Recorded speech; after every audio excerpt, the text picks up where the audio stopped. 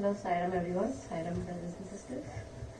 So my name is Mamatha. I am alumni of ATP 2013 batch.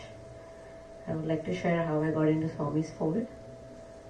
Actually a bit nervous because I don't speak, don't use speeches, but it's, I thank Chandrasekhar for giving me this opportunity to talk. So I consider myself lucky to be born into a Sai family, first of all, because my grandfather was the first generation who got into Swami's fold in 1970s, and then my father, my mom is also here, so they were the second generation, and then it passed on to us. And so during our childhood days, we always were raised with, singing bhajans, being in attending Bal Vikas classes, and most of the Bal Vikas classes and bhajans were held at our place actually.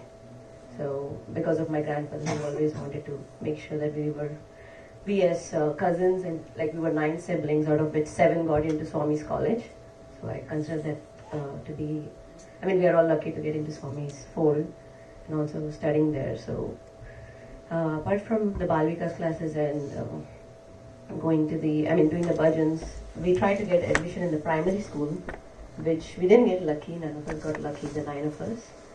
But then I happened to go to Abhyasa residential school, where that school was run by a Swami student, and it was more of a Gurukul based system. So all the bhajans, Swami's birthdays were celebrated similar to what happens in Perthi. So, basically before going to Perthi, I was able to see what my life is going to be when I actually go to ATP. So and another thing, with Swami's grace, I was appointed as the Gram Seva manager in the school. So I was able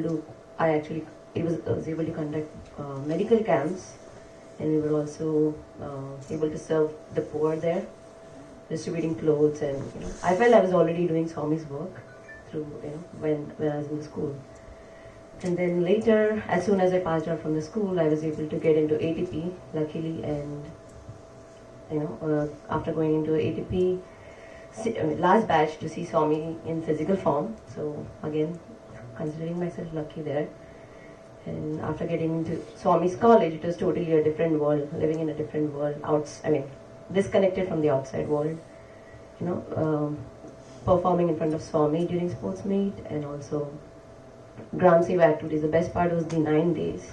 The Navratri time is when we used to do the Gram Seva activities.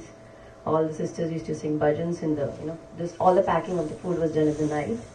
All of us used to sing bhajans, and the next day the brothers used to go and distribute the food in villages.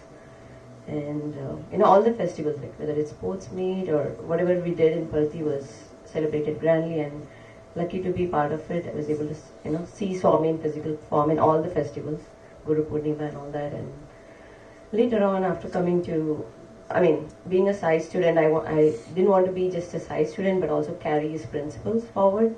So after coming to the US, I was in California, and I wanted to see I was in Sacramento, and I was able to get into Sacramento Sai Center. I was able to do some service activities there, go for bhajans.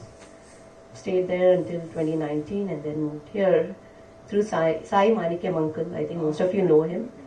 I was able to get into, we got to know about this center, but we joined really late. My brother is also here. He's also an alumni actually. So through Sai Manikyam uncle, we got to know, I got to know Jaya. I don't know if she's here. And then, I'm glad to be part of this, and I want to, serve the society through, whatever we learn from Swami. Just not being called a Sai student, but actually do what he told us to do and carry his principles forward. That's all I want to do right now. Thank you all. Yeah, thank you, sister, for sharing.